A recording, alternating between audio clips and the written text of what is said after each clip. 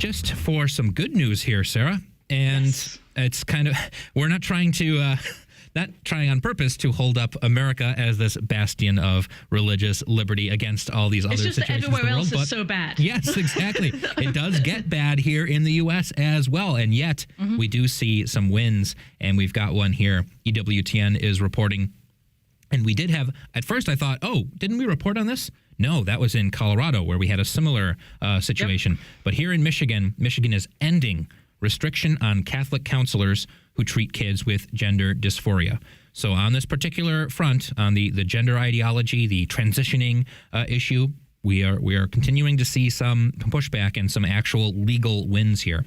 And God be praised, a Catholic Charities affiliate, God bless them, sued. Yeah, go ahead.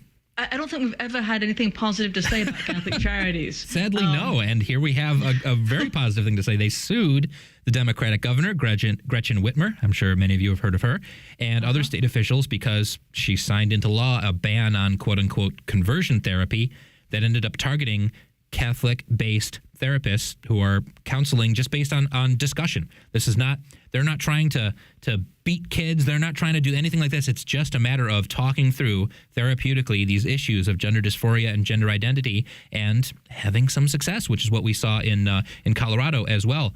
And now the announcement came, a federal court order was issued at the end of last week, and government officials in Michigan have agreed they will not enforce that state ban on conversion therapy on counselors who engage in, quote, talk therapy on these issues. Yeah, I'm glad to see it. I will go ahead and say, though, I think that when a lot of people hear conversion therapy, they are still, I don't know, taken in by the Hollywood representations of, you know, you're trying to electrocute the gay out of someone or something, which just isn't it.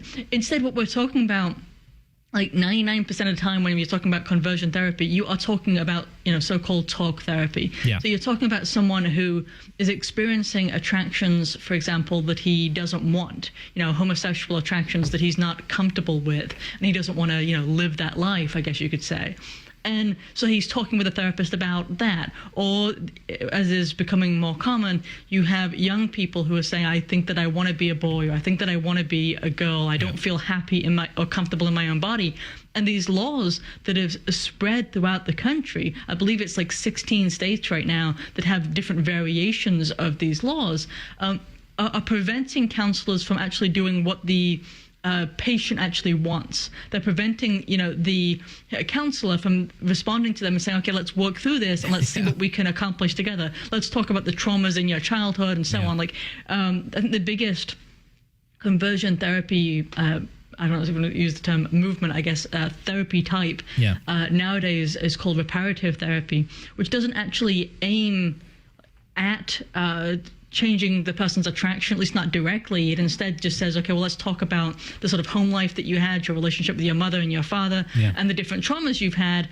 And what they find is that as a consequence of actually helping the person with these different issues of their past and with, you know, absentee fathers, which are very common in these cases, or hyper-aggressive mothers, which are very common in these cases, by helping them to figure that out, that secondarily, they also find that their attractions to the same sex decrease and their attractions to the opposite sex increase, and they can actually go on, in some cases, not in all cases, but in some cases, they can go on to have healthy lives and healthy families, and we should want that. Yes. We should want that for the people who themselves want that. Absolutely, that's true love of these people who struggle with these issues. In the same way that you, again, it is an actual, maybe to phrase it as a kind of a disability in this sense. It's this we're going past this whole you know, born that way type of mentality. Thankfully, I think that's kind of, even by those who once sort of embraced that attitude of being born this way, is that and oh well, isn't there, maybe there's a gene that does it, you know, that you're born with.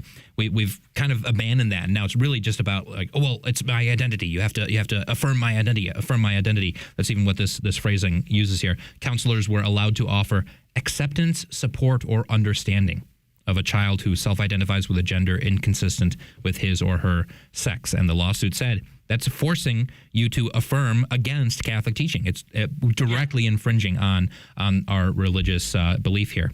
And so thankfully they've won with this case. But the entire idea of treating these people with love and respect includes understanding that this is a disorder. This is something disordered. It doesn't mean they're evil because of it. It doesn't mean that they're going to do bad things with it because of it. It doesn't mean that that it's something that we can just snap our fingers and quote unquote cure either. There are people who will struggle with something like this for their entire life, and those people do need to be, I'm going to use the word, accompanied properly and treated with love and Christian charity. But the fact that there are pathways to perhaps be treated in a good, respectful, proper way, a Catholic let them Christian try way. if they want it. Exactly. You know what I mean? It's something that can better their lives in every objective sense.